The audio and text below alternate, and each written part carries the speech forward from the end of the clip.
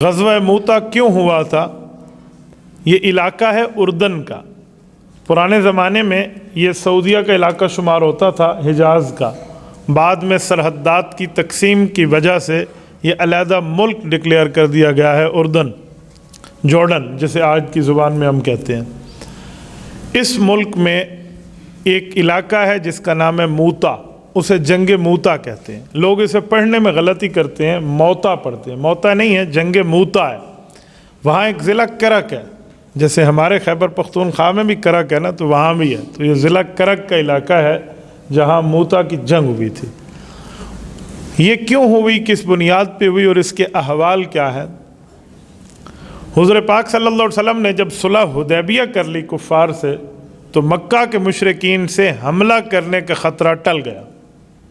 اب حضور پاک علیہ السلام نے سوچا کہ ہم عالم اسلام کے لیے دین لے کر آئے ہیں نا، پورے عالم کے لیے اسلام لے کر آئے ہیں، تو مختلف ممالک کے سربراہان کو دعوت اسلام کے خطوط لکھے جائیں۔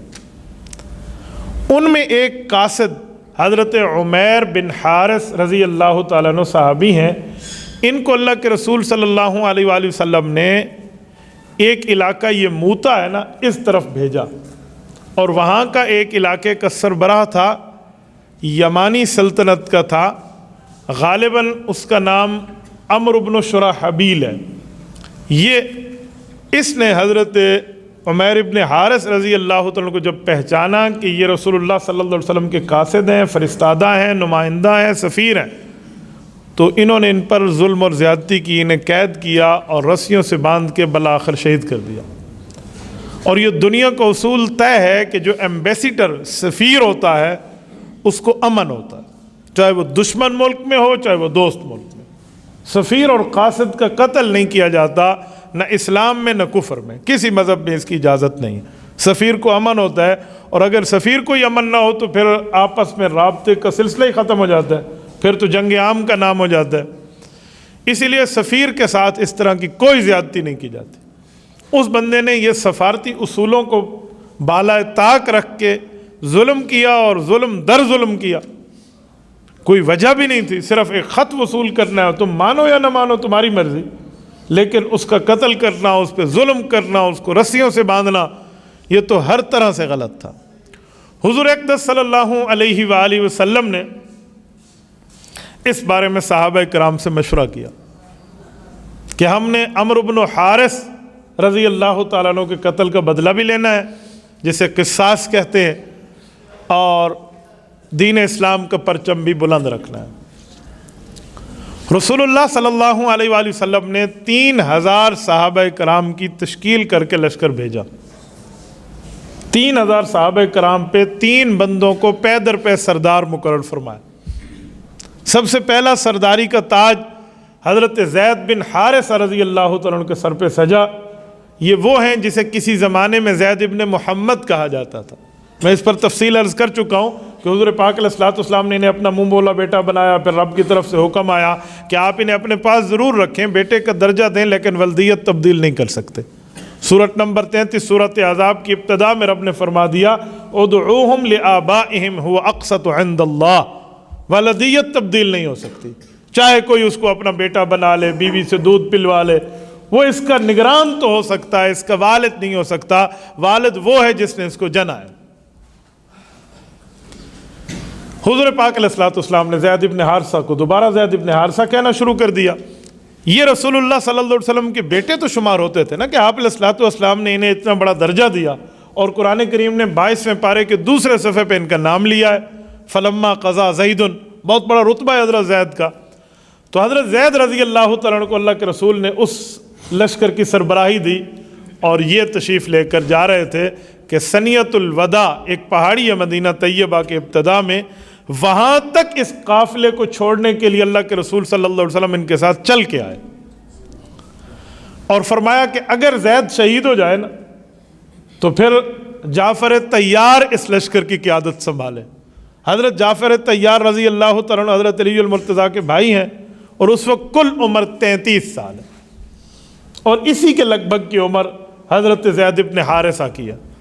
اور فرمایا اگر جعفر بھی شہید ہو جائے تو عبداللہ بن رواحہ رضی اللہ عنہ صحابہ کرام میں ایک شاعر ہیں، بہت بڑے شاعر ہیں، خطیب الصحابہ ان کا لقب ہے، اور یہ اتنے زبردست انداز میں گفتگو فرمایا کرتے تھے کہ دوسروں پر گویا کہ ایک رعب طاری ہو جاتا، جسے جدید زبان میں کہوں، آج کل اسے کہتے ہیں پتہ نہیں موٹیویشنل اسپیکر، اس کو اگر میں کوئی صحابہ کرام کے لیے ایک لفظ بولوں تو یوں کہوں کہ وہ پانی پر آگ لگانے کا ایک صلاحیت اور جذبہ رکھتے تھے، اس طرح ان کی گفتگو ہوا کرتی تھی۔ اور یہ شاعر بھی تھے، لولا ان اللہ ما اهتدینا ما صلینا ولا تصدقنا، ان کے اشعار ہیں، رسول اللہ صلی اللہ علیہ وسلم نے بھی ان کے اشعار اپنی زبان مبارک سے ایک دفعہ فرمائے تھے۔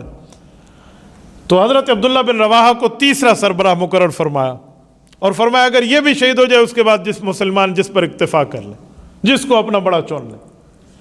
یہ جا رہے تھے، امام ابو نعیم نے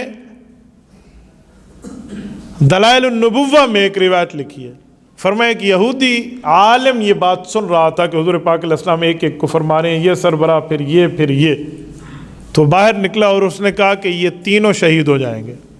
کہا تیرے پاس علم غیب ہے؟ لوگوں نے اس سے پوچھا تجھے کیسے پتا؟ اس نے کہا تم جسے نبی کہتے ہو نا، اگر واقعی وہ سچا نبی ہے تو ہماری کتابیں تورات زبور انجیل بتاتی ہیں کہ پچھلے انبیاء نے جس کو سربراہ مقرر کیا پھر اس کے بعد وہ شہید ہو گئے تھے، تم دیکھ لینا۔ اور پے در پے ایسے ہی ہوا ہے۔ یہ نبوت کے سچائی ہونے کی ایک نشانی کفار کی زبان سے پتہ چل گئی، اور یہ لوگ موتا کی طرف روانہ ہوئے۔ جب وہاں پہنچے تو عمرو بن شرحبیل جیسے دشمن اسلام نے ان کے مقابلے کے لیے دو قسم کی فوجوں کی طاقت تیار کر رکھی تھی، ایک رومی اور ایک عرب مسیحی۔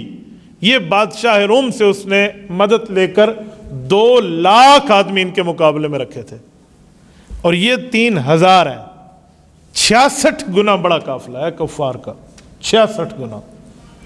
اور یہ لوگ جب وہاں پہنچے اور گھمسان کی جنگ ہوئی ہے، اس جنگ کی تفصیلات میں اس لمیٹڈ ٹائم میں آپ کے سامنے کیا رکھوں، میں 1-2 جھلکیاں رکھتا ہوں۔ حضرت زید ابن حارث رضی اللہ عنہ تیز ترین کمانڈر تھے مسلمانوں کے، لیکن ان بےایمانوں نے اس طرح وار کر کے ان کو گھیرے میں ڈالا کہ حضرت زید رضی اللہ تعالیٰ عنہ پہلے ہی جنگ میں شہید ہو گئے۔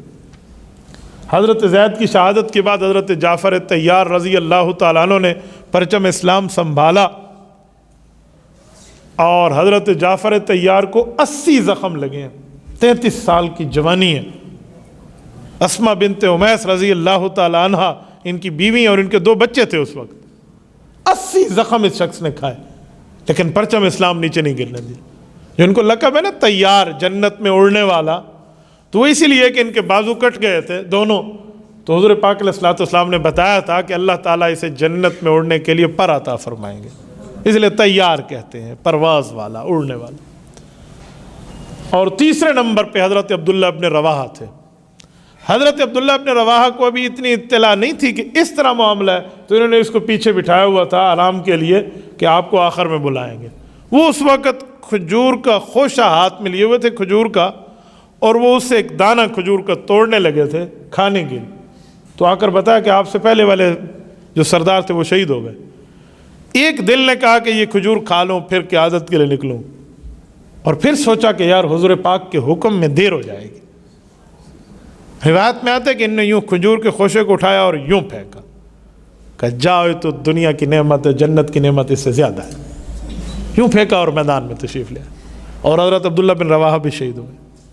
ان 3 صحابہ کرام کی قبور مبارکہ آج بھی وہیں موتا میں موجود ہے اردن کے اندر۔ اس وقت شام ہونے کے قریب تھی، یہ صبح سے جنگ شروع ہوئی تھی، یہ شام ہونے کا وقت تھا کہ کفار کی سازشیں کام کر گئیں، اور وہ جو سیدھی سادھی جو عام طور پہ لڑائی ہوتی تھی، اس لڑائی میں انہوں نے دیکھا کہ کفار کو لڑائی میں ہم کسی چال کے ذریعے، کسی ترتیب کے ذریعے، کسی جنگی حکمت عملی کے ذریعے تو شکست دے سکتے ہیں، ورنہ یوں سیدھا سیدھا آنا تو یہ بہت شاطر لوگ ہیں۔ تو مسلمانوں نے اتفاق کیا حضرت خالد ابن ولید رضی اللہ عنہ پہ۔ یہ نئے اسلام لائے تھے اس زمانے میں، نیا اسلام۔ حضرت خالد بن ولید رضی اللہ تعالیٰ عنہ پر اتفاق ہوا، تو حضرت خالد نے، شام کا وقت تھا، ان سے دو ہاتھ تو کیے لیکن رات کے وقت جنگ رک جاتی تھی، اصول تھا۔ تو رات کے وقت حضرت خالد بن ولید نے فیصلہ کیا کہ ہم نے حکمت عملی بدلنی ہے۔ کہا 3000 ہم ضرور ہیں، اوکے مسئلہ کوئی نہیں ہے، لیکن کچھ بندے اس طرف رہیں اور اتنا اکثر مجمع فلاں طرف سے کل گھوڑے دوڑاتے ہوئے آئے۔ وجہ یہ تھی کہ جب یہ لشکر دوسری طرف سے آئے گا ہوگا تو ہمارا ایک لشکر، کافروں پہ یہ روب پڑے گا کہ ان کے پاس پیچھے سے کمک اور مدد آ گئی۔ یہ بھی ایک جنگی حکمت عملی تھی، اور حضرت خالد بن ولید کی یہ حکمت عملی کارگر ثابت ہوئی۔ اگلے دن جو جنگ ہوئی اس میں آپ اندازہ لگائیں، حضرت خالد بن ولید کی 9 تلواریں ٹوٹی ہیں کفار کی گردن پہ۔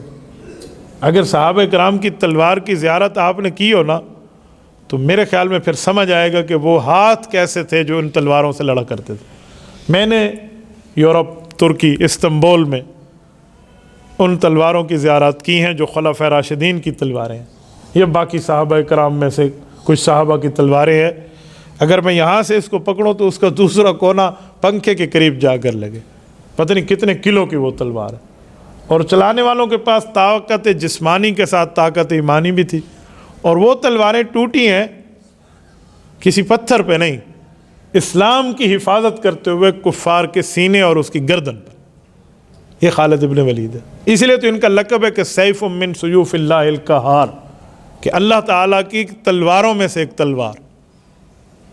حضرت خالد رضی اللہ تعالیٰ عنہ جب جنگ میں شروع ہوئے ہیں نا تو صحابہ کرام جو کل شہید ہوئے ہیں، آپ اندازہ لگائیں ایمانی طاقت اور اللہ تعالیٰ کی مدد، 2 لاکھ کے لشکر کا مقابلہ 3000 سے ہے۔ 2000 کافر مرا ہے اور 12 صحابہ کرام شہید ہوئے، جن میں 3 سردار بھی شامل ہیں۔ حضرت خالد بن ولید کی حکمت عملی ایسی تھی کہ اس حکمت عملی میں جب دوسری طرف سے لشکر دوڑتا ہوا آیا نا، ان کافروں کے چھکے چھوڑ گئے۔ انہوں نے کہا اب تو یہ ایسے اتنے سے ہیں پھر بھی رکے ہوئے ہیں، اب تو ان کی مدد بھی آ گئی پیچھے سے۔ تو وہ سارے بھاگم بھاگ گویا وہاں سے نکل گئے اور بھاگ کے اپنا راستہ لیا، اور یوں جنگ میں صحابہ کرام فاتح بنے، اور انہوں نے اپنی قوت کو بھی بچا لیا، اور اسلام کا ایک ہدہ بیٹھنا تھا، ایک غلبہ ہونا تھا، تو وہ بھی ہوا، اور یہ لوگ واپس تشریف لائے۔